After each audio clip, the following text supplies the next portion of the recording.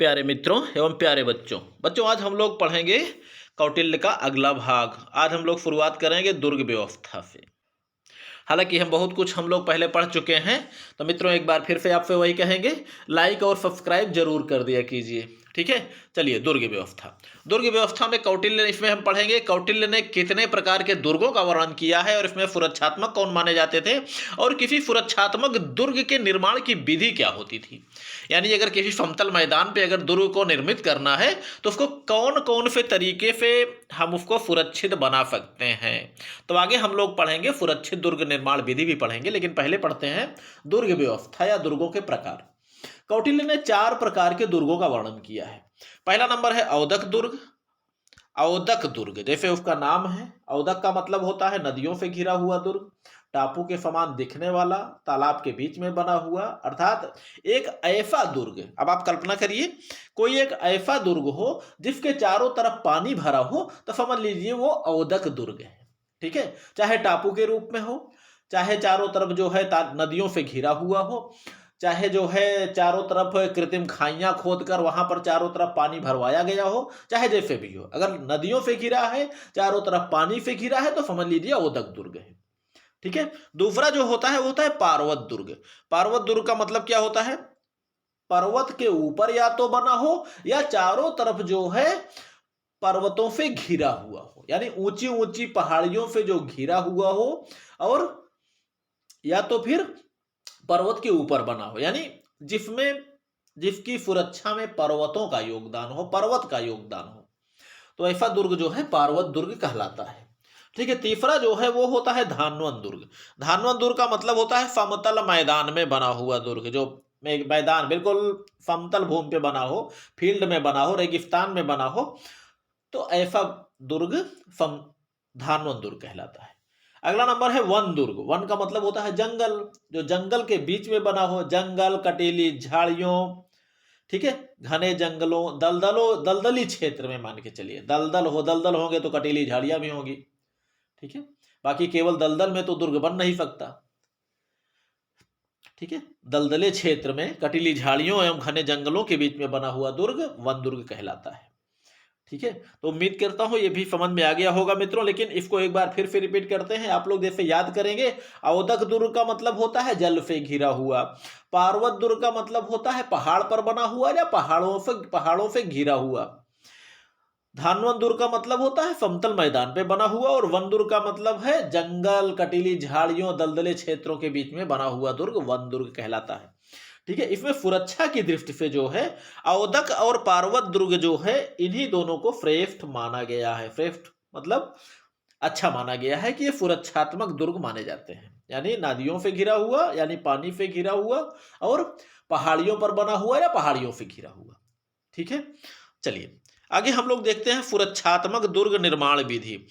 दुर्ग निर्माण के लिए इन्होंने क्या क्या बताया है, इसको आप लोग क्रम से आप लोग देखिएगा मित्रों। दुर्ग पत्थरों के होने चाहिए। ठीक है, पत्थर मजबूत होता है, तोड़ने फोड़ने में दिक्कत होती है। दुर्ग के चारों तरफ 3 खाइयां होनी चाहिए, यानी क्रमशः 3 खाइयां, और प्रत्येक खाई के बीच की दूरी 6 फीट की दूरी हो। ठीक है, और खाइयों की चौड़ाई क्रमशः क्या होनी चाहिए? दुर्ग के दीवाल के जो नजदीक पहली जो खाई हो वो 84 फीट चौड़ी हो, दूसरी 72 फीट चौड़ी हो, और सबसे अंतिम यानी सबसे दूर वाली 60 फीट चौड़ी हो। और दोनों सभी खाइयों के बीच में जो है जो अंतर होना चाहिए, जो स्थान होना चाहिए, वो 6 फीट का होना चाहिए। ठीक है, अब मित्रों एक बात और भी ध्यान रखना है, अगर 6-6 फीट पे अगर हम गड्ढे खोद देंगे, इतने वो भी गहरे गहरे, 84 फीट चौड़े, 72 फीट चौड़े, 60 फीट चौड़े, और 6-6 फीट का ही बीच में डांड रहेगा, तो डांड कभी भी पानी से कट सकता है। तो कटाव को रोकने के लिए खाइयों के किनारे पत्थर एवं ईंटों के निर्मित होने चाहिए, अर्थात जैसे निर्मित करके यानी दीवार खड़ी कर दी जाए, ताकि वो 6 फीट की दूरी जो है बना रहे, कटे ना, मिट्टी ना कटे। ठीक है, अगला है खाइयों में सदा जल भरा होना चाहिए, और इसके लिए खाइयों को सदा बहने वाली नदियों से जोड़ा जाए, जिससे उसमें हर समय जल भरा रहे। ठीक है, जल के अंदर क्या क्या होना चाहिए? कमल होने चाहिए, घड़ियाल होने चाहिए, मगरमच्छ जैसे खतरनाक जानवर होने चाहिए, ताकि आप पे कोई अटैक होने ना पाए। अटैक होने की स्थिति में उनको उन जानवरों का डर जरूर रहे। ठीक है। खाइयों के चारों तरफ अट्टालिकाएं होनी चाहिए। अट्टालिकाएं का मतलब ऊंची ऊंची बुर्ज टाइप के होने चाहिए, बुर्ज यानी मीनारे टाइप की, जिस पर धनुर्धारी सैनिक बैठकर चारों तरफ निगरानी कर सके, यानी धनुष बाण लेकर वहां से चारों तरफ देख सके, जरूरत समझे तो वहीं से आने जाने वालों पे वो अटैक भी कर सके। ठीक है। और किले की दीवार को इतनी चौड़ी बनाई जानी चाहिए कि उस पर कई घुड़सवारों को एक साथ दौड़ाया जा सके। भाई चारों तरफ घुड़सवार जो है दौड़ते हुए निगरानी भी कर सके, ऐसी चौड़ी दीवार होनी चाहिए। ठीक है। इसके अतिरिक्त सुरक्षा हेतु किले के बाहर मार्ग में शत्रु के घुटनों को तोड़ देने वाले खूंटे, त्रिशूल, लोहे की कीलों, सीप की हड्डियों, कुत्ते के दांतों, बड़े बड़े लट्ठों एवं दलदलों से भरे गड्ढों को ढककर शत्रु के मार्गों को विपत्तिग्रस्त बनाया जाना चाहिए। हालांकि ये चीजें जो हैं ये यात्रा के समय मार्ग के लिए है। जब शत्रु अगर यात्रा कर रहा हो तो यात्रा में व्यवधान पैदा करने की विधि होती है, ये जो इसमें हमने लिखा है, जो कौटिल्य ने बताया है। ठीक है। कि मार्ग में इतनी सारी व्यवधान पैदा कर दिए जाए, खूंटे गाड़कर, कीले गाड़कर, त्रिशूल गाड़कर, सीप की हड्डियां, कुत्ते के दांतों को, बड़े बड़े लट्ठों को, दलदलों से भरे गड्ढों को ढक दिया जाए, यानी सब कुछ बिखार दिए, हड्डियों और दांतों को बिखेर दिया जाए, दलदलों को गड्ढों से ढक दिया जाए वैसे ऊंचे से, ताकि उस पर अगर कोई पड़े तो अंदर गाप से चला जाए दलदली में। तो ये सब चीजें जो है मार्गों के लिए है। ठीक है। आगे हम लोग पढ़ेंगे सैनिक भर्ती, वेतन एवं भत्ते। ठीक है। अब देखिए इसमें जो है कौटिल्य के काल में उन सभी जातियों को, धर्मों के लोगों को सेना में भर्ती किया जाता था जो स्वेच्छा से भर्ती होने के लिए आते थे। ये बात सही है कि उनमें वरीयता जो है वो क्षत्रियों को दी जाती थी, लेकिन भर्ती सबको किया जाता था जो अपनी इच्छा से आते थे, यानी जिनको सैन्य सेवा करने की, जिनके पास जो है शौक होता था, उन सबको भर्ती किया जाता था। ठीक है। इसमें देख सकते हैं मौल बल जो होती थी, जिसके बारे में हम लोग पढ़ चुके हैं, इसमें मूल रूप से क्षत्रियों की सेना होती थी, और अन्य बल जो होते थे उनमें हर प्रकार के लोगों को भर्ती कर लिया जाता था। सैनिकों को उचित एवं नियमित वेतन भी दिया जाता था। ठीक है। वेतन के अतिरिक्त कुछ विशेष परिस्थितियों में उनको भत्ते भी दिए जाते थे। विशेष परिस्थितियों का मतलब होता है बहादुरी का कार्य दिखाने के लिए, वीरता पूर्ण कार्य के लिए, असंभव कार्य को संभव कर दिखाने वाले सैनिकों को भत्ते और जो है सुविधाएं। भत्ते का मतलब हो सकता है अतिरिक्त धन हो सकता है, प्रमोशन हो सकता है, अतिरिक्त सुविधाएं हो सकती हैं, ये हो सकता है। ठीक है। और युद्ध में मारे गए सैनिकों के परिवारों को राज्य की ओर से सहायता भी प्रदान की जाती थी। भाई कोई सैनिक मर गया तो उसके बच्चे हैं, वो क्या करेंगे, अभी छोटे होंगे, पत्नी होगी, तो सबके लिए जो है अलग से व्यवस्था दी जाती है। जैसे आज के समय में अगर एक सैनिक हमारा शहीद होता है बॉर्डर पे या कहीं भी, ठीक है, तो उसके परिवार वालों को 25 लाख 50 लाख रुपए जो दिया जाता है उसकी पत्नी को, प्लस एक नौकरी भी दे दी जाती है। हालांकि आज की व्यवस्था है, तो ये सब चीजें जो है उस समय भी प्रदान किया जाता था कि जो सैन्य सेवा करते करते मर गया है उसके बच्चे जो है भूखे ना रहें। ये चीजें अन्य सैनिकों को निश्चिंत बनाता है। उनको ये लगता है कि हम भले युद्ध में मारे जाएंगे, हमारे बच्चे हमारे घर में सुरक्षित रहेंगे। ठीक है। इससे मनोबल पे कोई विशेष प्रभाव नहीं पड़ता, मनोबल हमेशा बराबर बना रहता है। और युद्ध में वीरता प्रदर्शन वाले सैनिकों को पुरस्कार और प्रोन्नति भी दी जाती थी। तो वही चीज है। वेतन एवं भत्ते, अर्थशास्त्र में वर्णित मौर्य काल की वेतन व्यवस्था इस प्रकार होती थी। आप देख सकते हैं मौर्य काल की जो मुद्रा होती थी उसे पण कहा जाता है। आज की मुद्रा हम लोगों की रुपए कहलाती है। अब आप लोग पढ़े होंगे कभी जो है जीतल, टंका, ये सब जो है अलग अलग क्या बोलते हैं, सुल्तानों के समय में अलग अलग रहा है। तो उस समय जो है मौर्य काल में जो मुद्रा होती थी उसे पण कहा जाता था। और एक पण जो होता था उसमें 80 पैसे होते थे। आज जैसे 1 रुपए में 100 पैसे होते हैं, उसी तरह एक पण में 80 पैसे होते थे उस समय।